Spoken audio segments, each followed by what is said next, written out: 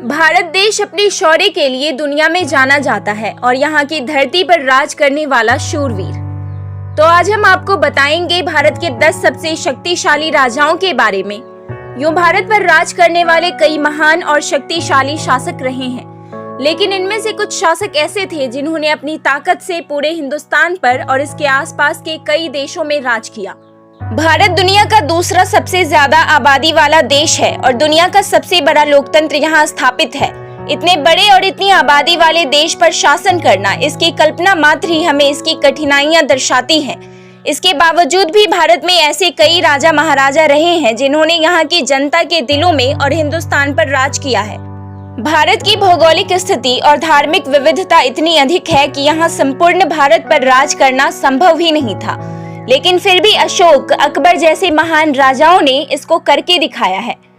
कोई राजा सिर्फ अपनी शक्ति के दम पर इतिहास में अंकित नहीं हो सकता।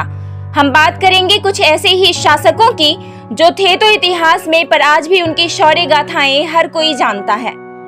अजातशत्रु, मगध का एक ऐसा राजा जो अपने पिता को मौत के घाट उतार कर गद्दी पर आया।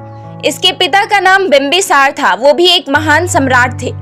सत्ता का मोह अजातशत्रु को इतना अधिक था कि उसने अपने पिता को ही बंदी बनाकर मरवा दिया। जैसा उसका नाम वैसे ही उसके काम। अजातशत्रु का भाई खोसला पर राज करता था, लेकिन उसने उसको परास्त करके खोसला पर भी अपना राज्य स्थापित कर लिया। अजातशत्रु के काल की सबसे महत्वपूर्ण घटना बुद्ध का महापरिनिर्वाण थी। इसके पुत्र का नाम उदयभद्र था। इसके पश्चात उसको ही राजा चुना गया। अजातशत्रु जैन धर्म का अनुयायी था और इसने इस धर्म का काफी प्रचार प्रसार किया। अजातशत्रु की शादी राजकुमारी वजीरा से हुई।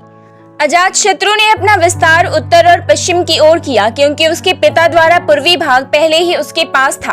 अजातशत्रु ने जल्दी ही अपनी बहादुरी और नीतियों से कौशल और पश्चिम काशी पर अपना कब्जा कर लिया। अजातशत्रु ने युद्ध जीतने के लिए अलग अलग तरह के बेहद खतरनाक हथियारों का प्रयोग किया। अजातशत्रु के समय में ही महाशिलाकंटक नाम का एक तोपनुमा हथियार, जिसमें बड़े बड़े पत्थर रखकर दूर दुश्मन के खेमे में फेंके जाते थे।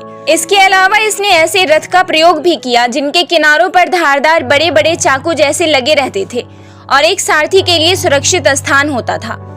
अजातशत्रु की मृत्यु 461 ईसा पूर्व हुई और इनके वंश में सभी लोग अपने पिता को मारकर ही गद्दी पर बैठ पाते थे, इसलिए इतिहास में इस वंश को पितृहंता के नाम से भी जाना जाता है। चंद्रगुप्त मौर्य, भारत का महान सम्राट चंद्रगुप्त मौर्य का जन्म 340 ईसा पूर्व पाटलिपुत्र में हुआ। चंद्रगुप्त का साम्राज्य काफी ज्यादा विस्तृत था। इनके पिता का नाम सम्राट चंद्रवर्धन मौर्य था तथा इनकी माता शत्रानी मुड़ा थी। चंद्रगुप्त की 2 पत्नी थी, दुर्धरा और हेलेना। इनके पुत्र का नाम बिंदुसार था। चंद्रगुप्त मौर्य भारत के महान राजा थे। इन्होंने कई युद्ध जीते। चंद्रगुप्त जब सिंहासन पर आए तो इससे पहले ही सिकंदर ने उत्तर पश्चिम समुद्री क्षेत्र में हमला करना शुरू कर दिया था। इसके बाद सिकंदर की सेना में विद्रोह हो गया। बाद में वो हिस्सा भी चंद्रगुप्त के शासन में आ गया।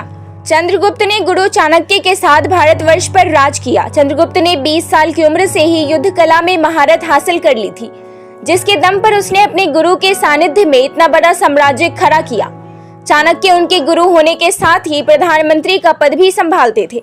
गुरु और शिष्य की यह जोड़ी भारत में आज भी सबसे ज्यादा प्रचलित है। चाणक्य ने तक्षशिला में चंद्रगुप्त को देखा था और उन्हें उसी समय यह ज्ञात हो गया कि यह कोई मामूली बालक नहीं बल्कि समस्त भारतवर्ष का सम्राट है। जब सिकंदर ने भारत पर आक्रमण की योजना बनाई थी, उस समय पूरे उत्तर भारत में नंदवंश का शासन था और सिंहासन पर धनानंद विराजमान था, जो कि बेहद विलासिता से पूर्ण एक निरंकुश निष्ठुर शासक था। चंद्रगुप्त ने धनानंद को हराकर सिंहासन हासिल किया और अपने साम्राज्य का विस्तार किया। पुलकेशिन द्वितीय, पुलकेशिन प्रथम का पोता और चालुक्य वंश का चौथा राजा पुलकेशिन द्वितीय एक महान और शक्तिशाली राजा था। इसने कई युद्ध जीते। पूरे दक्षिण भारत में इसका साम्राज्य फैला हुआ था। महाराजा हर्षवर्धन इनके प्रतिद्वंदी थे जब हर्षवर्धन उत्तर भारत पर राज करता था। इन्होंने हर्षवर्धन के आक्रमण को विफल कर दिया था। इनका जन्म कर्नाटक में हुआ था। माना जाता है कि इसने अपने चाचा मंगलेशा को हटाकर गद्दी पर आया था। इनके पिता का नाम कीर्तिवर्मन प्रथम था। इन्होंने युद्ध में कदम और बनवासी को हराया, जो कि दक्षिण भारत के बड़े राजा थे, और उनका राज्य अपने साम्राज्य में मिला लिया। इसके अलावा इन्होंने कोंकणा के मौर्य सम्राट को हराकर वहां भी अपना परचम लहरा दिया था। पुलकेशिन बहुत ही चरित्रवान और बहादुर राजा था। इनके राज्य में भारतवर्ष में जीवन यापन बहुत अच्छे से हुआ। पुलकेशिन की सबसे बड़ी उपलब्धि हर्षवर्धन को हराने की थी। पुलकेशिन ने दक्षिण में पल्लवों को हराने की कोशिश की। कुछ हद तक यह सफल भी रहा, लेकिन अंत में वो पल्लव राजा नरसिंह वर्मन प्रथम द्वारा मारा गया। इसके राज्य में भारत ने बहुत विकास किया और ये भारत का एक महान और शक्तिशाली शासक था। हर्षवर्धन एक अजय सम्राट जिसने प्राचीन भारत में बहुत बड़े साम्राज्य पर राज किया। हर्ष आखिरी हिंदू सम्राट थे जिन्होंने पंजाब को छोड़कर पूरे उत्तर भारत में राज किया और उसके बाद पूरा बंगाल भी उसके अधीन था। सम्राट शशांक के मरने के बाद उसने बंगाल में भी अपनी विजय पताका फहरा दी। सम्राट हर्ष के बारे में कई ताम्रपत्र और शिलालेख मिलते हैं जिसमें महाराजा हर्ष के काल के बारे में लिखा है। इनके पिता का नाम प्रभाकर वर्धन था और इनकी माता यशोमती थी। हर्ष का भाई राजवर्धन और बहन राजश्री थी। पिता की मृत्यु के बाद उनके बड़े भाई सिंहासन पर बैठे, लेकिन देवगुप्त और गौड़ शासक शशांक की वजह से मारे गए। इसके बाद सिंहासन पर हर्ष आया। हर्ष हिंदू धर्म का अनुसरण करते थे, साथ ही बौद्ध धर्म के पालक भी थे। सम्राट हर्ष बेहद उदारवादी और सभी धर्मों को समान रूप से उच्च दर्जा देते थे। उनके राज्य में शासन बहुत सुचारू रूप से चला। हर्ष एक बेहतरीन कवि और लेखक थे। उनके लिखे गए नाटक बेहद प्रसिद्ध हैं। प्रियदर्शिका और रत्नावली उनके लिखे गए मुख्य नाटक थे। हर्ष का जन्म थानेसर यानी कि हरियाणा में हुआ था। समुद्रगुप्त।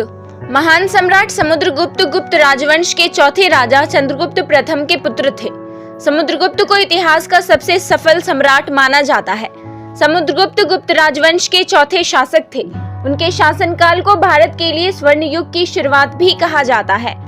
महान शासक समुद्रगुप्त का जन्म कब और कहां हुआ था इसका कोई पुख्ता सबूत तो नहीं है, लेकिन इतिहास के पन्नों में उनके शासनकाल का जिक्र जरूर मिलता है, जो कि 330 से 380 ईस्वी के आसपास बताया जाता है। कहा जाता है कि उस दौर में पाटलिपुत्र उनके साम्राज्य की राजधानी हुआ करती थी। समुद्रगुप्त बचपन से ही बेहद बुद्धिमान व कुशाग्र थे। किशोरावस्था तक उनके अंदर राजा के सारे गुण आ गए थे। यही कारण है कि उनके पिता चंद्रगुप्त ने अपने अन्य बेटों में से सिर्फ उन्हें ही अपना उत्तराधिकारी चुना। लेकिन चंद्रगुप्त के अन्य बेटों को ये बात पसंद नहीं आई और उन्होंने समुद्रगुप्त का विरोध करना शुरू कर दिया। यहाँ तक कि उन्होंने अपने ही छोटे भाई के खिलाफ युद्ध छेड़ दिया। कई इतिहासकारों का कहना है कि चंद्रगुप्त की मृत्यु के बाद उत्तराधिकार के लिए संघर्ष हुआ, जिसमें समुद्रगुप्त एक प्रबल दावेदार बनकर उभरे। कहा तो ये भी जाता है कि समुद्रगुप्त ने शासन पाने के लिए अपने प्रतिद्वंदी बड़े भाई राजकुमार काछा को हराकर पाटलिपुत्र के सम्राट बने। इस दौरान समय बीतता गया। समुद्रगुप्त अपने रण कौशल से छोटे छोटे राज्यों को जीतकर अपने साम्राज्य को बढ़ाते चले गए। इसके बाद उन्होंने दक्षिणापथ के युद्ध में दक्षिण के 12 राजाओं को चित्त कर 12 राज्यों पर विजय प्राप्त की। इस युद्ध की खास बात ये थी कि वो चाहते तो हारे हुए राजाओं को मार सकते थे, लेकिन उन्होंने ऐसा नहीं किया। कुछ ही सालों में समुद्रगुप्त का साम्राज्य पश्चिम में गांधार से लेकर पूर्व में आसाम तक, जबकि उत्तर में हिमालय के कीर्तिपुर जनपद से लेकर दक्षिण में सिंहल तक फैल गया। इस दौरान उन्होंने सिर्फ युद्ध ही नहीं जीते, बल्कि कई नष्टप्राय जनपदों का पुनरुद्धार भी किया। ब्राह्मणों, दीनों, अनाथों को अपार दान दिया, जिस कारण देश भर में उनका ही गुणगान होने लगा। अपने इन्हीं कार्यों के चलते समुद्रगुप्त ने पूरे भारतवर्ष में अपना शासन स्थापित कर लिया था। इस दौरान वो एक भी युद्ध नहीं हारे।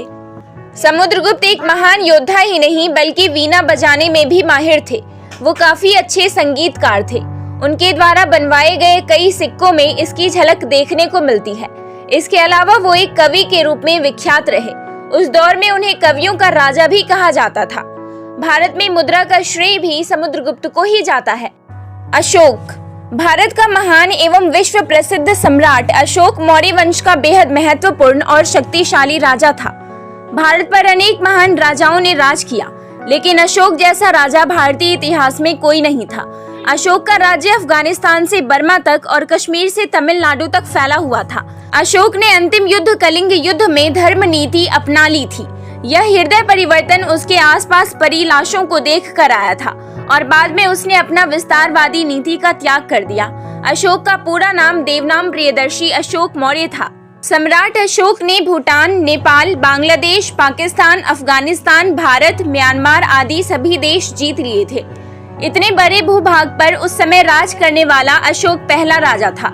अशोक को चक्रवर्ती सम्राट की उपाधि मिली थी और इसका अर्थ होता है राजाओं का राजा। भारत में यह उपाधि सिर्फ अशोक को ही मिली। कलिंग युद्ध के करीब 2 साल पहले ही अशोक मानवतावादी शिक्षा से प्रभावित होकर बौद्ध धर्म के अनुयायी बन गए। अशोक के पिता का नाम बिंदुसार और माता का नाम धर्मा था। अशोक ने कला का विकास किया और कई कलाकृति बनवाई। अशोक के बारे में आज भी कई शिलालेख भारत और अन्य देशों में सुरक्षित रखे हुए हैं, जिनमें उनके राज्य का वर्णन मिलता है। अशोक भारत के सर्वोच्च चक्रवर्ती सम्राट थे और आज भी भारत के झंडे में अशोक चक्र देखने को मिलता है। अशोक की मृत्यु पाटलिपुत्र में हुई। राजा राज चोल। दक्षिण भारत के महान सम्राट राजा राज चोल चोल वंश के प्रतापी राजा थे। उन्होंने कई युद्ध जीते। इन्हीं के काल में चोल वंश का शासन श्रीलंका से लेकर उत्तर भारत में कलिंग तक फैला था। सम्राट राजा राज ने कई युद्ध और सैन्य अभियान चलाए, जिसके फलस्वरूप उन्होंने अपना इतना बड़ा साम्राज्य खड़ा किया। राजा राज ने हिंदुओं के कई बड़े मंदिर बनवाए, जिसमें सबसे प्रमुख तंजौर का बृहदेश्वर मंदिर है। इन्हें राज केशरी की उपाधि प्राप्त थी। कृष्णदेव राय। कृष्णदेव राय विजयनगर साम्राज्य के सबसे सफल सम्राट थे। वो कवि भी थे। तेलुगु भाषा में उन्होंने कई काव्य संग्रह लिखे हैं, जिसमें से वंशचरितावली तेलुगु में लिखी काफी महत्वपूर्ण पुस्तक थी, जिसका संस्कृत अनुवाद भी है। सम्राट कृष्णदेव राय ने मुगलों को दक्षिण भारत में प्रवेश नहीं करने दिया था और वहां हिंदुओं के कई मंदिर और सनातन धर्म के अनुष्ठान कराए। महाराज कृष्णदेव राय विजयनगर साम्राज्य के कुशल और निडर राजा थे। उनके शासनकाल में विजयनगर साम्राज्य खूब फला फूला। कृष्णदेव राय जब सिंहासन पर बैठे तो उस समय हालत बेहद खराब थी, लेकिन महाराज ने अपने कौशल से सब कुछ सामान्य और बेहतर कर दिया। उन्होंने 1513 ईस्वी में उड़ीसा पर आक्रमण कर उदयगिरी के प्रसिद्ध किले को जीता। इसके अलावा उन्होंने संघर्ष करके कई युद्ध जीते। उन्होंने सुल्तान महमूद शाह को बहुत ही बुरी तरह पराजित किया। कोंडविडु से राजकुमार वीरभद्र ने भी सम्राट से लोहा लेना चाहा, लेकिन असफल रहे और देखते ही देखते गुलबर्ग, बिदर इत्यादि दुर्गों पर विजयनगर साम्राज्य की विजय पताका लहराने लगी। सम्राट कृष्णदेव राय भारत के बेहद शक्तिशाली और अधिक तेजी से विस्तृत होने वाले राजा थे। जीवन के आखिरी सालों में उन्होंने कई विद्रोहों का नाश किया, परंतु उनके पुत्र तिरमुल को विष देकर मार दिया गया। अकबर। अकबर का पूरा नाम जलालुद्दीन मोहम्मद अकबर था। तैमूर के वंश से मुगल वंश का तीसरा सबसे बड़ा राजा। अकबर एक ऐसा राजा था जिसने सिर्फ जमीन पर ही नहीं, लोगों के दिल पर भी राज किया। अकबर ने हिंदू मुस्लिम संबंधों को मधुरता दी और देश में एक ऐसे धर्म का आविष्कार किया जिसमें सबको बराबरी का हक था, दीने इलाही। लेकिन यह धर्म अकबर के मरने के बाद फीका हो गया और फिर समाप्त हो गया। अकबर सिर्फ 13 वर्ष की उम्र में ही सिंहासन पर आ गए थे। उनके पिता नसीरुद्दीन मोहम्मद हुमायूं की मृत्यु के बाद उन्होंने अपना राजकाज संभाल लिया। अकबर की माता का नाम हमीदा बानो बेगम था। अकबर का जन्म अमरकोट किला सिंध में हुआ। अकबर भारत के एक महान और शक्तिशाली शासक थे। उनके राज में हिंदू मुस्लिम समुदाय आपसी भाईचारे से रहे और उन्होंने कई ऐसे काम किए जिससे समाज का भला हुआ। अकबर की रगों में 2 जातियों का खून था। उसके पिता तैमूर वंश से और माता चंगेज खान के वंश से थी, इसलिए एशिया की 2 मशहूर जातियों का रक्त उनके भीतर तुर्क और मंगोल के रक्त का मिश्रण था। अकबर ने पानीपत के दूसरे युद्ध में हेमू को कम सेना होने के बावजूद भी हरा दिया। इसके बाद उसने सिकंदर शाह सूरी को हराकर उनको जीवन दान दिया। महाराणा प्रताप। मेवाड़ के पराक्रमी सम्राट या इनके साहस की जितनी तारीफ की जाए उतनी कम है। एक ऐसा राजा जो अपने स्वाभिमान के लिए बागी हो गया। महाराणा के शौर्य की तारीफ तो स्वयं उनके दुश्मनों ने भी की है। इतिहास में ऐसा कोई राजा नहीं हुआ जिसने अपने स्वाभिमान के लिए इतना संघर्ष किया हो। जब अकबर ने अपनी बड़ी सेना के साथ उन पर आक्रमण किया तो वो अकेले ही लड़ने के लिए तैयार हो गए। हालांकि अकबर की सेना 10 गुना ज्यादा थी तो राणा युद्ध हार गए, लेकिन उन्होंने हार स्वीकार नहीं की। मेवाड़ की प्रजा राणा को ही अपना राजा मानती थी। राणा जंगलों में बहेलिया जाति के साथ मिलकर गोरिल्ला नीति से मुगल सेना को परेशान करने लगे। जब तक राणा जिंदा रहे तब तक मेवाड़ में कोई अपना आधिपत्य नहीं जमा पाया। राणा की हिम्मत और स्वाभिमान के सामने अकबर भी छोटा था। अकबर ने राणा से मधुर संबंध बनाने के कई प्रयास किए, लेकिन राणा को अकबर की अधीनता स्वीकार नहीं थी। तो परिणाम स्वरूप युद्ध हुआ, हल्दी घाटी का युद्ध। अकबर की सेना बहुत थी, लेकिन चंद राजपूतों ने उन्हें हिलाकर रख दिया। अकबर ने सोचा था चंद राजपूत हैं, आखिर कितनी देर तक टिक पाएंगे, लेकिन ऐसा बिल्कुल नहीं हुआ। इतिहास के मुताबिक इस युद्ध में कोई विजयी नहीं हुआ, लेकिन कई इतिहासकारों का मानना है कि अकबर के सामने लोहा लेकर राणा ने वह युद्ध जीता था। अपनी धरा की स्वाधीनता के लिए इस सम्राट ने अपना पूरा जीवन बलिदान कर दिया।